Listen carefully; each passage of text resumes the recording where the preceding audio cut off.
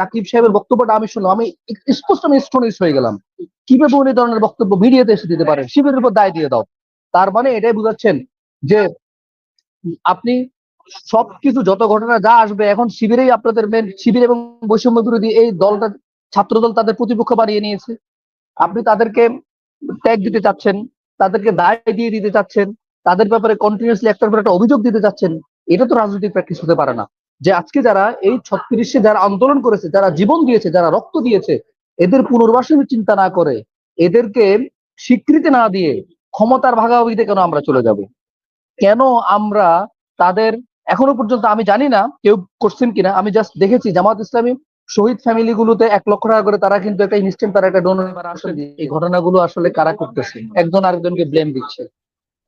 জামাত এবং শিবির বলতেছে বিএনপি তাদেরকে এই এক ভাবে তাদেরকে ট্যাগ দিয়ে যাচ্ছে, এবং বিএনপির পক্ষ থেকে বলতেছে জামাত ওয়াজের নামে চাঁদাবাজি করতেছে, বা জামাত এই 5ই আগস্টের আন্দোলনের স্টেক হোল্ডার হতে চাচ্ছে, বা শিবিরের স্টেক হোল্ডার হতে চাচ্ছে।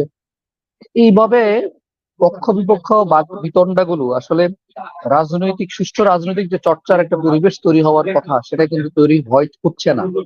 শুধুমাত্র রাজনৈতিক দলগুলোর এই দুই প্রান্তে দাঁড়িয়ে প্রধান রাজনৈতিক দলগুলোর একটা আরেকটাকে কটাক্ষ করা। এবার আসি, আমি আজকের একটা কথা বলি। আজকে আমি ছাত্রদল সভাপতি রাকিব সাহেবের একটা সংবাদ সম্মেলন আমি দেখলাম।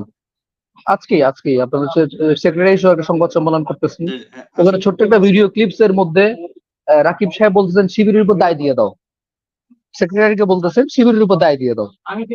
তো এইটা ধরেন আজকের ঘটনা বলতেছেন, এবং এর আগের ঘটনাগুলো আপনি পর্যালোচনা করেন। আর দুঃখজনক বিষয় হচ্ছে আপনার হচ্ছে এই ঘটনাগুলো আপনার হচ্ছে বারবার হচ্ছে। বিএনপি রাজনৈতিক ভাবে, অর্থাৎ দলীয়গত ভাবে তাদেরকে ধন্যবাদ জানাই, তারা যারা অপরাধ করতেছেন তাদের ব্যাপারে স্ট্রিক্টলি তাদেরকে বহিষ্কার করা বা তাদেরকে 24 ঘন্টার মধ্যে পানিশমেন্ট দেওয়া, সেই কাজগুলো তারা করতেছেন। এটা বিএনপির নেতৃস্থানীয়, বিশেষ করে জনাব তারেক রহমানকে ধন্যবাদ জানাই যে উনি স্ট্রিক্টলি দলের শৃঙ্খলা আনয়নের জন্য উনি কাজগুলো করছেন। কিন্তু প্রশ্ন হচ্ছে এই ঘটনাগুলো বারবার পুনরাবৃত্তি কেন? কেন আপনি এই রাষ্ট্র গঠন করার রাজনীতি থেকে দূরে সরে গিয়ে ট্যাগিং এর রাজনীতিতে কেন চলে গেছেন?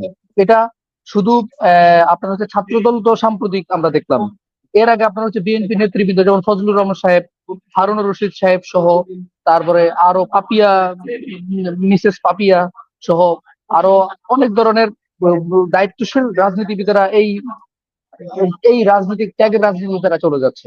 আমার প্রশ্ন হচ্ছে এটাই যে গত 16 বছর, তার থেকে বেশি, গত 20 বছর বাংলাদেশের ইতিহাসে যদি সফল কোনো রাজনৈতিক জোট যদি থাকে, আপনি 71-এর পরে দেখেন বিএনপি এবং জামায়াতের এই জোটটাই কিন্তু সবচেয়ে সফল এবং স্থায়ী রাজনৈতিক জোট, 4 দলীয় জোট। এটার অধীনে তারা বাংলাদেশের আপনার হচ্ছে করাপশন বলেন, দুর্নীতি বলেন, ফ্যাসিজম বলেন, প্লাস মাইনাস, কেউ কম কেউ বেশি আন্দোলন করেছেন, রাষ্ট্রপতি ছিলেন, একসাথে নির্বাচন করেছেন, রাষ্ট্র গঠন করেছেন, সরকার গঠন করেছেন। বাংলাদেশের ইতিহাসে কিন্তু এই দুই দলেরই ইমেজ আছে। এই রাজনৈতিক বাক বিতণ্ডাগুলো কিন্তু জনগণের মনে বারবার প্রশ্ন তুলতেছে, কেন এই ঘটনাগুলো বারবার ঘটতেছে?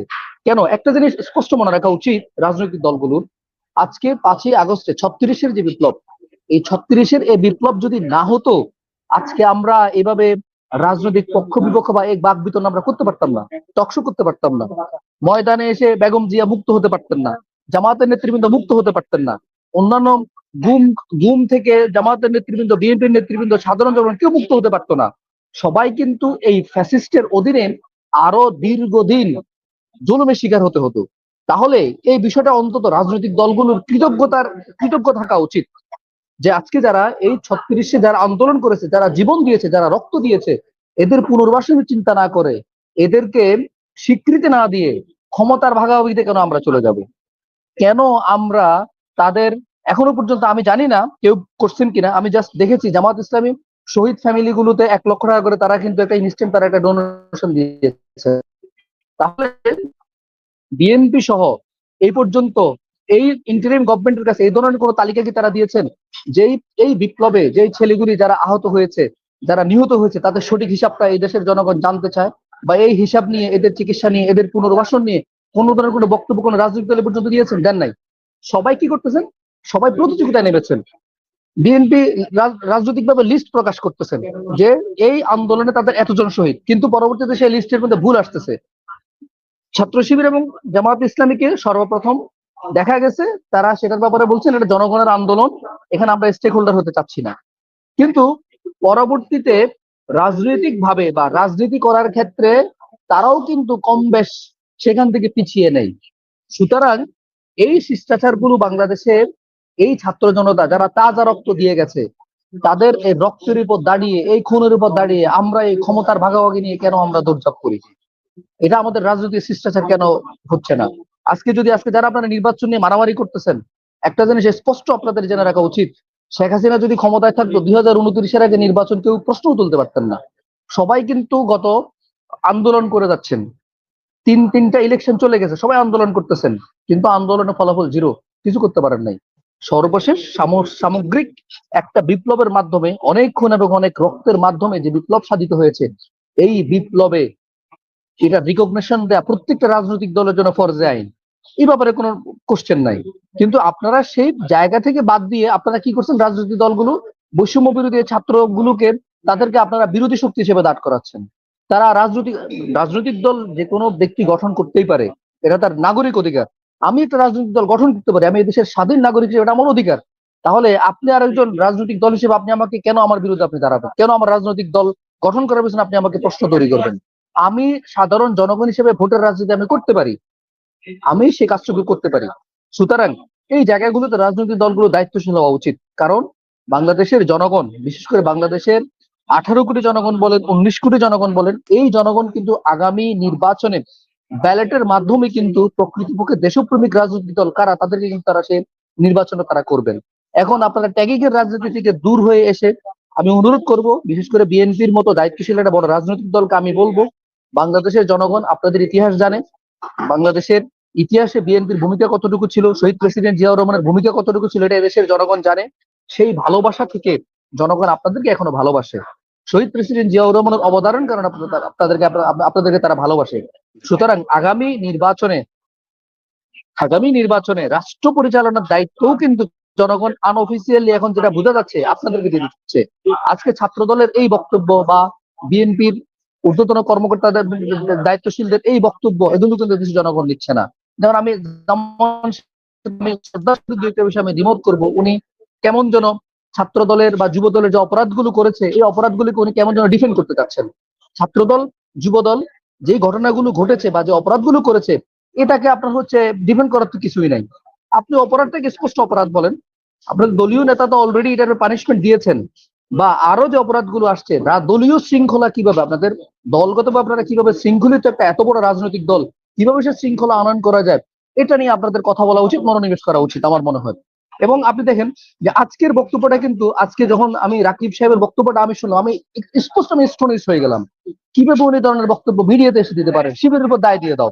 তার মানে এটাই বুঝাচ্ছেন যে আপনি সবকিছু, যত ঘটনা যা আসবে এখন শিবিরেই আপনাদের মেন, শিবির এবং বৈষম্য বিরোধী এই দলটা, ছাত্রদল তাদের প্রতিপক্ষ বানিয়ে নিয়েছে। আপনি তাদেরকে ট্যাগ দিতে চাচ্ছেন, তাদেরকে দায় দিয়ে দিতে চাচ্ছেন, তাদের ব্যাপারে কন্টিনিউসলি একটার পর একটা অভিযোগ দিতে চাচ্ছেন। এটা তো রাজনৈতিক প্র্যাকটিস হতে পারে না। ছাত্র দলের যে একটা ঐতিহ্য, একটা ইতিহাস আছে, সেই ইতিহাস তো এই বক্তব্যগুলো কখনো অন করে না। এখন এই ঘটনাগুলি কেন আসবে? ক্যাম্পাসে রাজনীতি করার ক্ষেত্রে সকল রাজনৈতিক দল কিভাবে পিসফুল কোএক্সিস্টেন্স মেনটেন করবে, কিভাবে রাজনৈতিক শিষ্টাচার বাংলাদেশে পরিচালিত হবে, এই 36-এর বিপ্লব কিন্তু আমাদেরকে নিয়ে যাচ্ছে। কিন্তু দুঃখজনক বিষয়, আমাদের রাজনৈতিক দলগুলো কিন্তু সেই পিসফুল কোএক্সিস্টেন্স পলিটিক্স চাচ্ছে না। আমাদের রাজনৈতিক দলগুলো কিন্তু আগের প্রতিহিংসার যে রাজনীতি, সেই প্রতিহিংসার রাজনীতি কিন্তু তারা বারবার ধাবিত হচ্ছে। যার কারণে যে ফ্যাসিজমকে বিদায় করা হয়েছে, সেই ফ্যাসিস্ট সরকার, সেই ফ্যাসিস্টরা কিন্তু আবার পুনর্বাসনের সুযোগ পাচ্ছে, যেটা কিন্তু কোনো রাজনৈতিক দলের জন্য সুখকর কোনো নিউজ না। একদিকে দেশ ধ্বংস হবে, আরেকদিকে রাজনৈতিক দলগুলোর কিন্তু তাদের নিজেদের কাটা কিন্তু নিজেরা তৈরি করতেছেন। এই কাটাই কিন্তু নিজেদেরকে কিন্তু অ্যাক্সিডেন্ট হয়ে কিন্তু তাদেরকে ক্ষতিগ্রস্ত হতে হবে। সুতরাং আমার প্রত্যাশা থাকবে, রাজনীতি, এটা এর আগে অনেকবার বলেছি, রাজনৈতিক দলগুলো, আমার প্রত্যাশা থাকবে, বাংলাদেশে আমরা অফিসিয়ালি সবাই জানি বাংলাদেশের রাষ্ট্রদ্রোহী, রাষ্ট্রের শত্রু ছিল এই ফ্যাসিস্ট যারা বিদায় হয়েছে তারা। সুতরাং এই ফ্যাসিস্টদেরকে সুযোগ না দিয়ে কিভাবে আপনারা এতদিন যে ফ্যাসিস্টের বিরুদ্ধে আন্দোলন করেছেন সেই আন্দোলনকারী সহযোদ্ধাদের সাথে বিতর্ক তৈরি না করে একই টেবিলে আসুন, মনের ক্ষোভ গুলো নিয়ে আসুন, দুঃখ নিয়ে আসুন, আপনার গায়ের ব্যাপারে কি ক্ষোভ আছে ওপেন টেবিলে কথা বলুন। আমি বিএনপি জামাতের আমির অলরেডি তিনি বলেছেন, যা বিএনপির উদ্দেশ্যে বলেছেন, একটু আগে আমি তার বক্তব্য শুনেছি যে যদি আপনারা যে বারবার বলতেছেন তারা গোপনীয়তার সহিত রাজনীতি করতেছে বা তারা বিভিন্ন ধরনের ছদ্মবেশে রাজনীতি করতেছে, তাহলে একটা প্রমাণ দেন যে ছাত্র শিবির এবং জামাত ইসলামের যদি কোনো জনশক্তি, কোনো কর্মী যদি ছদ্মবেশে যদি চাঁদাবাজি করে তাদের ব্যাপারে চার্জ গঠন করুন, দেখান কোনো বিন্দু পরিমাণ কোনো আপনার হচ্ছে এই অভিযোগ আছে কিনা, আপনারা স্পষ্ট প্রুফ দেন, প্রমাণ দেন এবং চার্জ গঠন করেন। তাদের বিরুদ্ধে আমরা দলীয়ভাবে আমরা সিদ্ধান্ত নিব, রাষ্ট্রগতভাবে আপনারা বিচার করেন যদি এরকম কোনো কিছু থাকে। সুতরাং এ ধরনের বাক্য বিনিময় না করে আমার মনে হয় দায়িত্বশীল ভূমিকা পালন করা উচিত। রাজনৈতিক দলগুলো দায়িত্বশীল ভূমিকা পালন করলেই বাংলাদেশ আগামীতে উন্নত রাষ্ট্রের দিকে ধাবিত হবে এবং রাষ্ট্র গঠনের জন্য সেই রাস্তাগুলো খুলে যাবে আমার মনে হয়। আমরা মনে হয় এই বিষয়গুলো আমাদের ফোকাস করা উচিত, যে বিশ্রী এবং রাজনৈতিক কালচার আমাদের দিকে বারবার ধাবিত হচ্ছে, যেভাবে আমরা বিশ্রী বাক বিতরণ আমরা করতেছি, এগুলো আমাদের রাজনৈতিক ভবিষ্যৎ কিন্তু অন্ধকারের দিকে ধাবিত করতেছে। আমাদের মনে হয় রাজনৈতিক দলগুলো এই ব্যাপারে আমাদের সচেতন হওয়া উচিত। ধন্যবাদ।